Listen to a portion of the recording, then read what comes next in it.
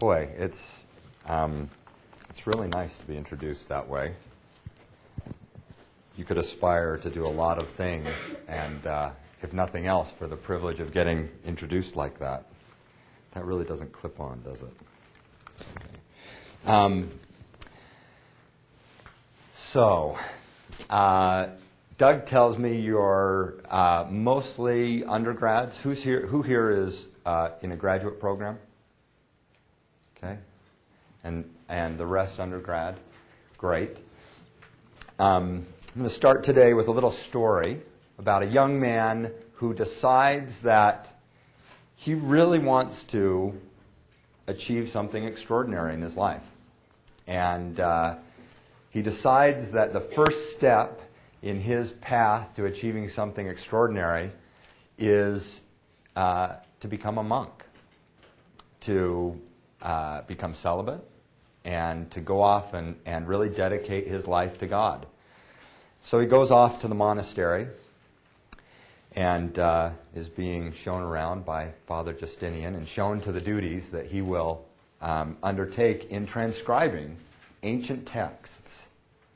And he's being shown this, and he looks up and he says to Father Justinian, "But Father Justinian, they're copying copies.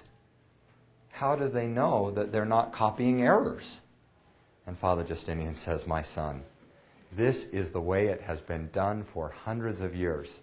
Calm yourself and take your seat and begin the transcription. But just to reassure you, I will go down into the catacombs and I will check on the originals." And Father Justinian goes off. Well, no one hears from Father Justinian, first for hours and then for a full day. And one of the other monks, worried, goes off down into the catacombs and gets down in there and can hear off in the distance some little whining. And as he gets closer, it becomes a little bit louder. And as he gets upon Father Justinian is in a ball, crying and weeping. And he says to Father Justinian, "Father Justinian, what's the matter?" And Father Justinian said, "The word was celebrate."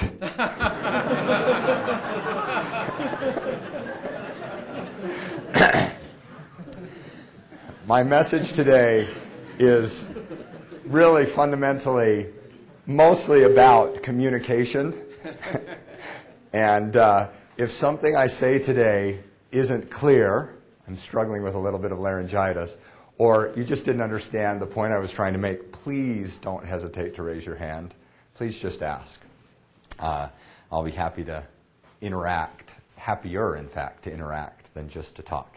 And so, in any event, I'm going to talk about communication and achieving things. And so I have a little bit better sense for you all. Who here would say that what you hope to achieve with your business degree is entrepreneurial, to start and build something? Okay. And who would say you hope to work within business, but in an existing substantial organization? Okay, about another third. And then who here either doesn't know, or it's really not in business, it's in a not-for-profit or something like that? Okay, that wasn't everyone. What are some of the other things that you all are doing that your education at the School of Business is allowing you to do? Anyone? Some of the other things? How about, yeah? Start a dental practice. Now, that's interesting. You're the second person I've spoken with today about that. Anyone else? Okay, that gives me a good sense.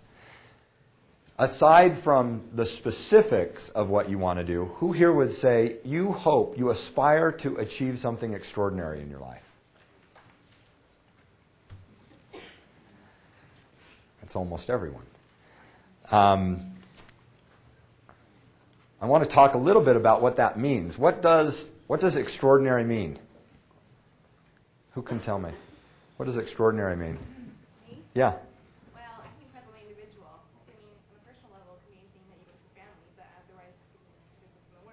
Yeah. So it's kind of relative. Making a difference. What are some other thoughts about something extraordinary? Yeah. Exceptional. Let's see. How about you?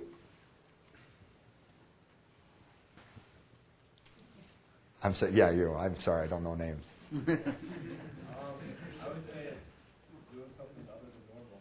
Yeah. Yeah, that's just right. Something that changes the world. Something that changes the world. Something that sets you apart from everybody else. Yeah. I'll tell you, I think all of those are right. And I will tell you that I think if you really think about it, doing something extraordinary really means you're doing something that most people didn't think was possible. Most people you talk to, if you tell them what you hope to achieve, or if they look back on it, most people would have said, you know what, that can't be done, or that shouldn't be done. You shouldn't leave your job to go do that. You can't possibly get that done. It's too broken. You won't succeed. Really deciding after the fact whether you have done something that's extraordinary mostly isn't up to you to decide. It will be judged by others. But I can guarantee you that if you are going to do it, you're going to face mostly people who don't get it, don't see how it could be done, and in fact will tell you it can't be done. So, if it is really true that you aspire to do something extraordinary, you need to adjust your mindset. You need to get your head around the fact that you are going to spend much of the rest of your life dealing with folks who say you can't do that or you shouldn't do that. Because if everyone said, oh yeah, I get that, sure, it wouldn't be extraordinary. There would already be lots of examples for how to get that done. So, if you are going to do something like that, really what's the key to getting it done? And I would argue that the primary key, the most important thing, is figuring out how to get other people to come along with you to do it. It's really, really hard to achieve something extraordinary on your own. You need, whether it's financial support or just plain teammates and colleagues, other people who believe in what you've set out to do and achieve, who'd say, you know what, that is worth doing. I'd love to be a part of that. Let's go get that done. Let's divide up that work and go get that done. And so that skill for having an ability to outline, here it is, this thing we're going to try and achieve. And when that person says, I do not get it, you are smoking crack, what is up? You're never going to get that thing done. Convincing them that no, in fact, here's how we're going to go get that done. And bringing them along. And I don't know how much a part of whatever curriculum path each of you has chosen involves that communication. But man, I know that in business school, I sure spent a lot of time thinking about the mechanics of the finance or of the accounting or of the business case study or of whatever it was. And with the benefit of hindsight, not enough time thinking about how was I going to communicate what was unusual about it or interesting or the point I wanted to make about it to influence the other people around me to say, yeah, that's worth pursuing, whether it's in a study group or whatever. I can remember one of the things that had the biggest impact on me. I was sitting a little more than 15 years ago in a classroom much like this, and a guy who was kind of a hero of mine came to speak. His name is Steve Jobs, and he came, and he's a powerful speaker. If you ever get a chance to hear him talk in this kind of setting, boy, is he good at it. he got up to the front of the classroom, and he started his conversation much like I did. It was a class on entrepreneurship. He started by saying, who here thinks they're an entrepreneur and wants to do something entrepreneurial? Of course, my hand was first up, but every hand was up. His response to those hands in the air was bullshit. If any of you were entrepreneurs, you would be out doing it, not sitting here learning about it. And I think that, in fact, he didn't literally mean it. He meant it as a kick in the pants, which was a challenge to say, who's going to go do what? If you are going to go do something entrepreneurial in that case, or if you are going to go do something extraordinary, guess what? You have to get up and go do it. It's not going to happen magically. You can't talk about the idea of it forever and then wake up one morning and say, you know what, that thing they're doing over there, that was my idea. It doesn't really matter if it was your idea. If you're not doing it, if you're not making it happen, if you're not figuring out how to knock down the objections, you can't do that. You won't find the money. You won't get it done. They won't cooperate. It won't work. Then guess what? You're not changing anything. You're not doing things that people will look back on and say are extraordinary. So that's it. That's my point today. And I hope for someone it's a little kick in the pants, and I look forward to hearing about extraordinary things you do. And I'd be happy to just talk and answer questions as much as you want to ask them. Yeah? Would you say one of the reasons for why small businesses or entrepreneurs fail is because of that lack of being able to figure out how to convince others to go along with their vision? Yeah, absolutely. Can you all hear that? Can you hear that? Did you hear that question? So you can come close to hearing it in the back. Who couldn't hear that, I guess, is the way I should ask that. Okay, so the question was, is the reason that companies fail or people fail because they don't convince others? Absolutely. And by the way, it's a two-way street. You will, regardless of what project you're trying to take on, you'll talk with a lot of people about it. It'll start now with proposals you're trying to do, or special research assignments you're trying to do with a professor, or whatever it is. And you're trying to convince them about what it will be, and they'll tell you, well, it can't be that, it can be this. And you'll, to some degree, you'll stick by your convictions about what you'd like to do, and to some degree you'll be influenced by what they say can be done.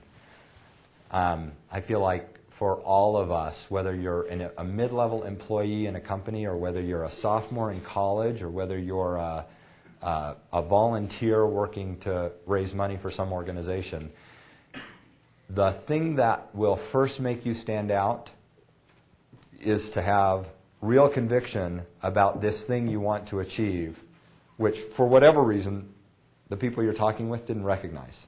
A boss said, well, wait a second, that's not what we're supposed to be working on.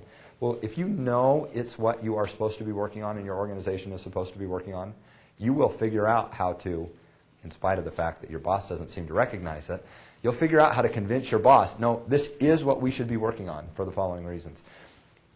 What you propose will be shaped. You'll hear it. How many of you have ever had the experience of having the coolest idea on Saturday night? Yeah. And you get up and you go to tell someone about it, and you think, it seemed a lot cooler last night. That happens a lot in a business proposal, right? You have an idea, you articulate it, you outline it, you do the things you need to do to start to convince other people that it's a great idea and it's something that really needs to be done.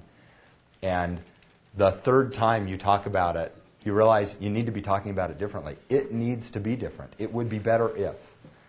And I think that a lot of people who go and try to start businesses or build businesses start with an idea. Ideas aren't worth a lot. They're just in your head. And they start articulating it, and they start figuring out how it can happen, and where might money come from to build it? Where might people come from? Where might technologies come from, or other assets that you need? And it just starts to become this melding of the practical, what you can achieve, with the idea. And they fail. Most businesses fail either because those stop meeting. There just is some unbridgeable gap by the people involved. Can't get there from here. Or because they didn't recognize where to turn and how to turn in feedback from the people around them. So, what are some, yeah? I'm curious, with your comment about what Steve Jobs said, what's your opinion on studying entrepreneurship in college or in a university? I love it. So I thought, when I was 17, my dad was this amazing engineer. Really, I didn't appreciate how amazing he was in the world. I just knew always he'd been an engineer, and I knew I wasn't cut from the cloth to be an engineer. But he said something about how he thought there were a lot of spectacular engineers, thinkers in the world, but not very many bright people who could be the business side of technology companies. For whatever reason, it really stuck with me. I thought I was going to Stanford when I went to Stanford Business School, having been at BCG, which was all about, case study, really. You go into a company, you learn what they're doing, you put together a case about what they should do differently. I thought I was going to Stanford for the analytics. Stanford, relative to Harvard, was this more analytical business school, more about the math, more about things like that.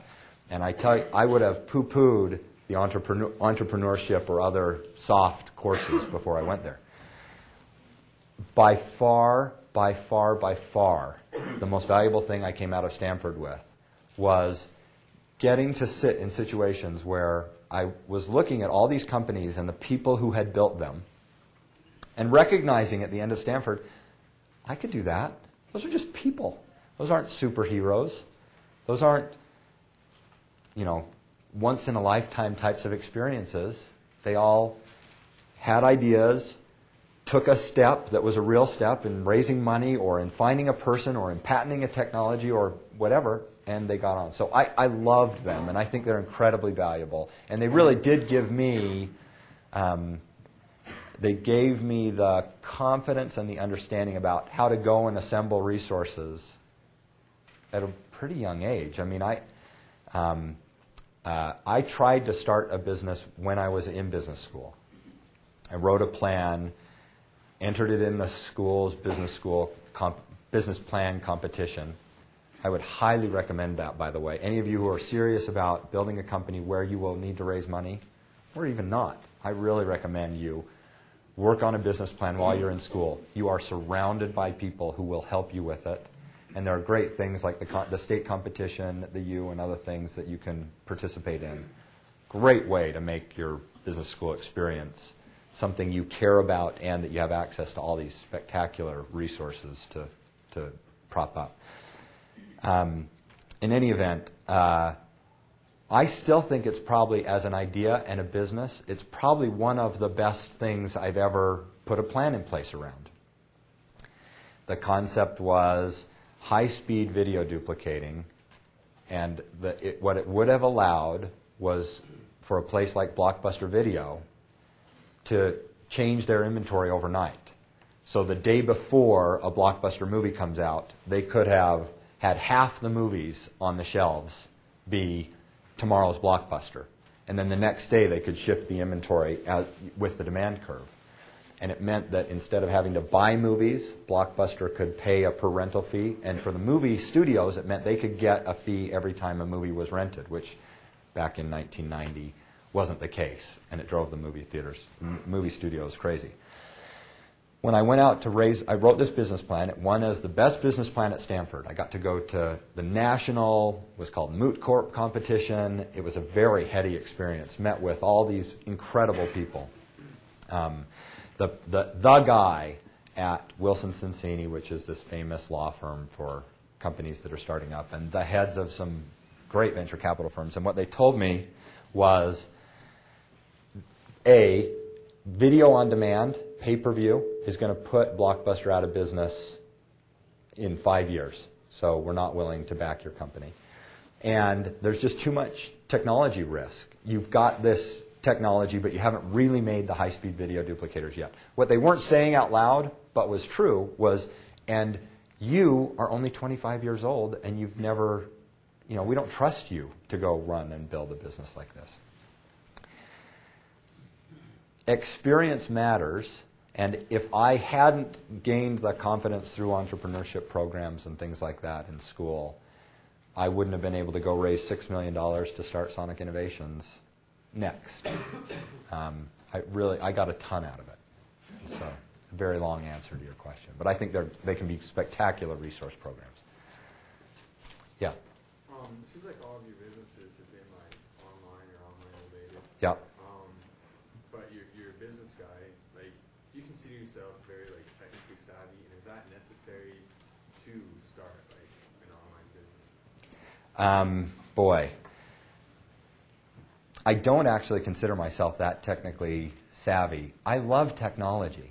I mean, if I have a choice between reading a magazine about, I don't know, National Geographic or Wired, I read Wired. I love technology things. So I have a love for that kind of stuff. But can I do blind deconvolution algorithms? No. I don't know. Can I program in C++? I can't. I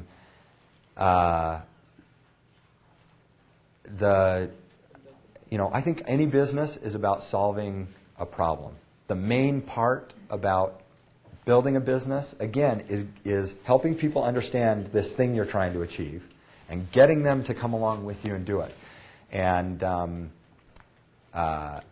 no one is a complete person. If you're going to be the leader of an organization, you need lots and lots of people around you who complement your skills. So I don't think you need to be technical to do a technical company or an internet company. You better have some sense for it. You better like it and live it and want to know more about it intrinsically, whatever it is, pet food or technology. It has to be something you care about enough to spend that extra time and energy on. Yeah. Then along those lines, then, so let's say you do want to start like an online business or something like that. Like, where would you recommend one of us, like maybe as a business student or like maybe a business-minded, where do you get the people to build the site? Like, do you hire people to have the employees of you, or do you go to some like private consulting and outsource it, or? I think either. I don't think there's a magic answer to that. It depends on what skills you have, who do you know, those kinds of things. Again, if you can articulate what it's supposed to do and how, then you can get it built somehow. The real question for me is more than whether it's through an outside consultant or whether it's through some friends or whether it's through yourself. How are you going to pay those people? Presuming you don't have the money tomorrow morning to pay it. And how much money is it going to take before you have a product you can start selling to people? Sonic Innovations, we raised $6 million, and by the way, we were still 3 years from having a product we were ever going to sell to anyone. We were going to need more money than that. I never, ever want to do that again. Lots of people do it. Biotech firms are even worse. They'll raise $100 million to go do drug development and never have a product at all for anyone until they've spent that much. Not $1 of sales. Online, some of the online companies, and what I personally love about some of the companies I've been involved in, you can have the discipline of selling something to a customer like in 2 days. Start selling the thing that you built. It may not be able to scale, but it'll work for 1 or 2 people soon, and then you build the next version and the next version and the next version. But how are you going to pay for it? There are plenty of people who will build websites, either contract development houses or someone who's sitting in the engineering program here who would love a practical way to use the programming skills they're developing. But they don't have an idea. They don't have the idea about what would be a cool application for what I'm learning. Find one of those. Build it. Yeah? What have you done to get those people to buy in? Like, what do you use to get them on board with you? A compelling story. And for me, a compelling story always has an if you do this, then this will happen. I think a lot of people, for too many people, a compelling story starts as all it has is then this will happen. Meaning, wouldn't it be cool if this existed? What's a good idea that I've heard? So I've heard this idea lots of times. Wouldn't it be a good idea if every gun had in the handle a hand print recognizer? You'd never need a safety. It could only be picked up and handled by you. It could never become, if a person broke into your house or your kid picked it up accidentally, it doesn't work at all. It only works if it's in your hand. Wouldn't that be a great idea? I will say, that would be a good idea. But how do you make that happen? How do you get from here to there? Where does the money come? Where does the technology come? Why doesn't it fail? What happens if it doesn't recognize your hand because your hand's sweaty? The steps along the way are what make a story compelling. The things that let people recognize, hey, we knocked down goal number 1. We're on the path to getting to the final goal. We knocked down goal number 2. We're 2/5 of the way there.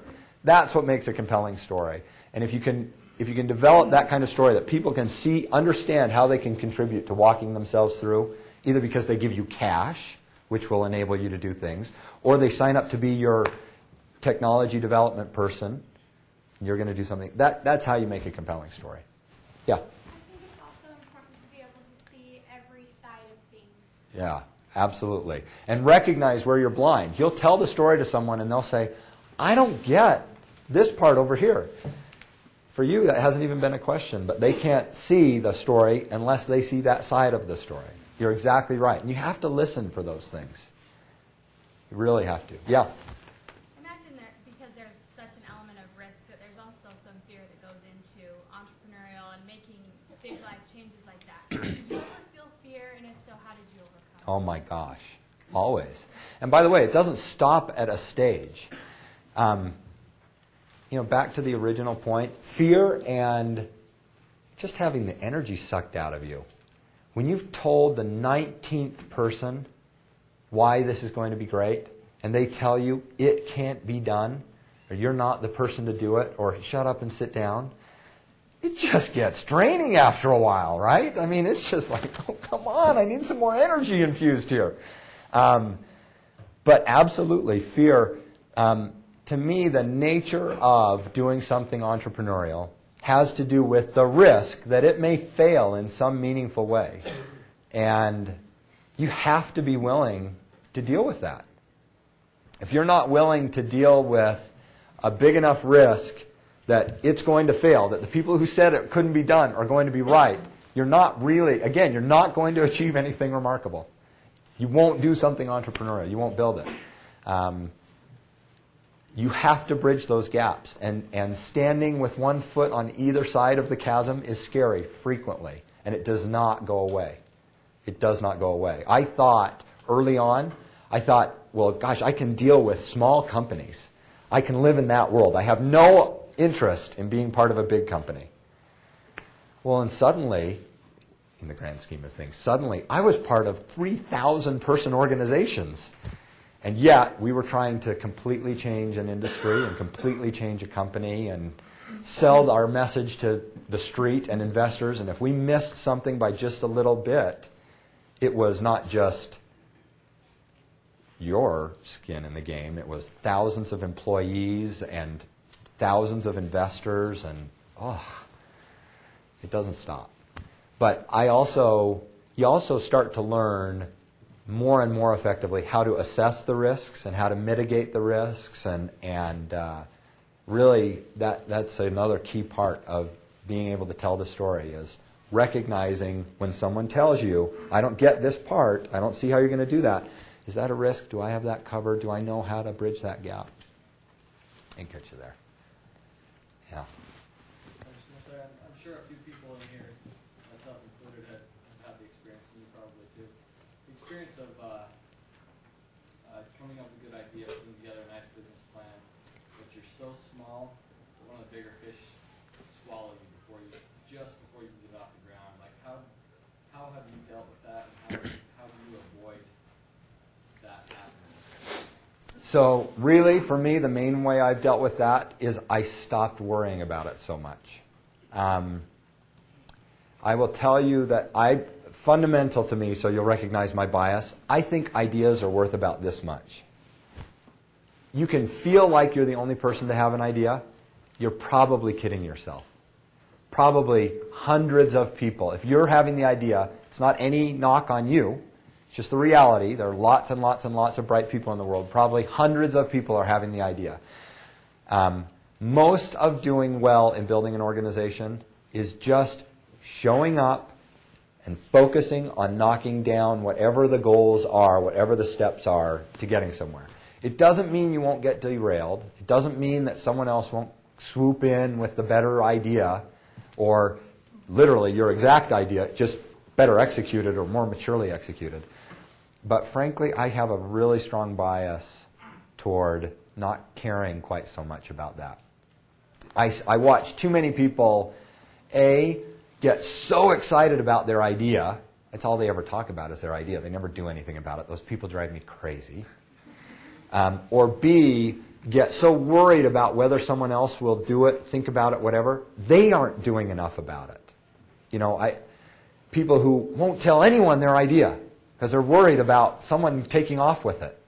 Well, guess what? If no one else knows your idea, no one else can help.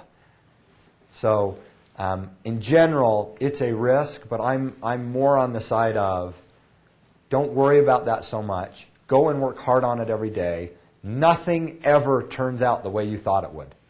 I can guarantee that. You're going to outline a plan today for how you're going to get to point Z.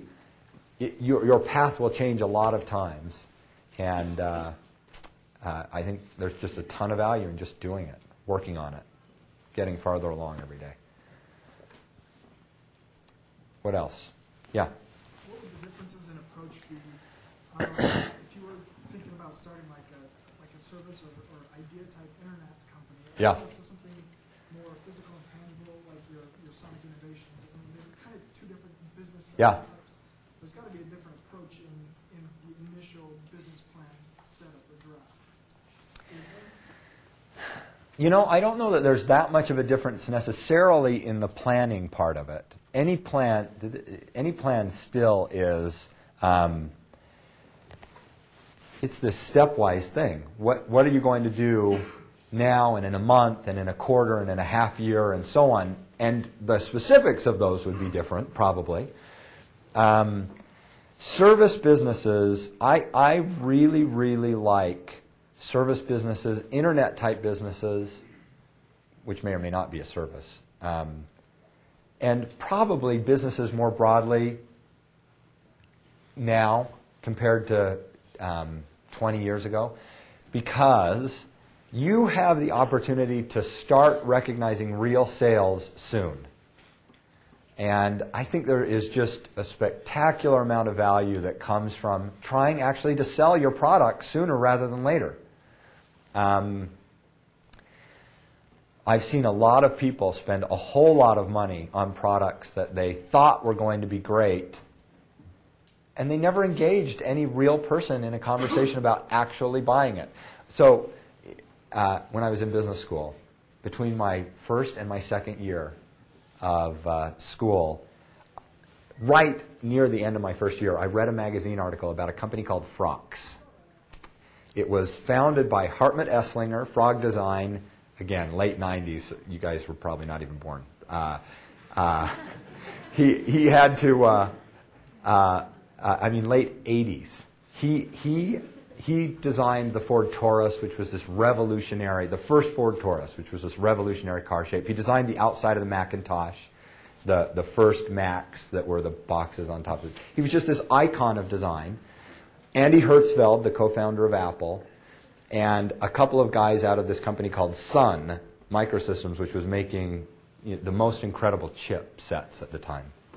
And they formed this company. They were going to make this incredible TV stereo system, and I was going to find that company. That's the company I wanted to work for the summer. I got there. I got a job, and started working on this. And they were designing the ultimate home entertainment system. The Sun chip, instead of doing regular computing, was going to digitize your TV signal as it was coming in and then up-convert it to your TV to give you the cleanest picture ever. Whole system was going to be digital. There was going to be this really cool concept where you could actually see the programming information on your TV. It was basically TiVo and digital high-definition television and the coolest iPod system, sound system you could ever imagine all in one. Price tag? $16,000.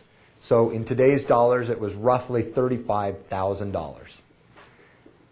You know, who were they going to sell this to exactly? They raised $57 million, which was an unheard of sum of money at the time, basically by talking to their other very wealthy friends about wouldn't this be cool, and they had nothing to sell. I just think so much can be gained by early on having part of creating your plan being real conversations with real people you hope to sell this product to. So I love the internet services that you can actually deliver in a relatively short time. I'm a big fan of those. Yeah? I'm sure in all of your experience with the different businesses you've been involved in, along the way, I'm sure you've probably had some failures. In the failures, what would you say some of the top things you've learned from the failures that you've been able to change? Well, first of all, failure in general. So as a CEO, I tell my team, if we're succeeding more than 3 out of 4 times, we're not taking enough risks. And if you're an employee of mine, I expect you to come in and say, I will put my butt on the line for this project. No one else believes in it, but I believe in it in a big way. I will try and get this done. And if it fails, I'm not going to fire you. I'm not going to eviscerate you in front of the team. I expect people to fail occasionally. I really do believe if you're any company, if you're succeeding all the time, you're spending way too much time and energy making sure everything's going to go right. Some things are going to go wrong. They should go wrong. Boy, if you stand up and tell people frequently enough, this is what we're going to do, and they are your boss, and they say, no, that's not what should be done, if you do that frequently enough, guess what? You're going to piss some people off. And I guess I've learned it's worth pissing some people off occasionally. That is really how you wind up contributing the most value to a company, to an organization, to a whatever. You decide which things aren't being done that should be done. You go tell someone. They tell you, no, that shouldn't be done. Stop that. Stop worrying about that. Someone else will take care of it, whatever. And you say, no, we need to do this. So there are failures in that. You don't get the promotion you wanted. You you permanently scar your relationship with some superior who makes sure your life is hell for a while. You get fired. Something happens. But I really think it's key to actually doing meaningful things also. So. Other questions? Yeah. In the startup phase, when you're looking for capital, where is the best place for aspiring entrepreneurs to start their search? Well, the classic place that you all will hear about and that most people come here will talk about is institutional venture capital. People with a whole lot of money are approached by people who say, I know how to invest money. And these venture capitalists, these general partners in VC firms, put together a plan, say, give us your money. In 10 years, we'll return everything you've given us plus upside, and we'll return it all in cash or liquid securities. And so they form an agreement that there's a 10-year life to this money that's being invested. In fact, in the world, that's a tiny fraction of how money gets raised. People start companies by putting debt on their credit cards. People start companies by borrowing from friends and family. People start companies by going and buying a mixer and getting a loan to get the mixer to make some amazing chocolate, whatever. There's a whole variety of ways. Part of the answer depends on the type of company you're doing. If you're starting a company that's asset intensive, You're starting a restaurant. Well, guess what you need? You need a building, you need appliances, you need things. You can get debt for all of those things. People will repossess them if you don't pay your bills. So they're happy to give you some loan at some level. That's one end of the spectrum. If, on the other hand, like with, it was called Sonics when we started it, or like Citysearch or something, there won't be any money for a while, and there is no asset. We are turning an idea into reality. You're going to need someone who's willing to give you really speculative capital. There's nothing they can repossess if you don't do well. So it's typically some type of capital. Regardless of who it is, the story is key. If you can help someone understand, here's the idea, here's how we're going to get to point A, B, C, and D. We're going to do it with the following folks. So they can say, I believe you're going to do it. Then that's how you're going to succeed at it. I'm afraid that's it. Thank you very much. We have a little gift for you. Thank you very much. It's always nice.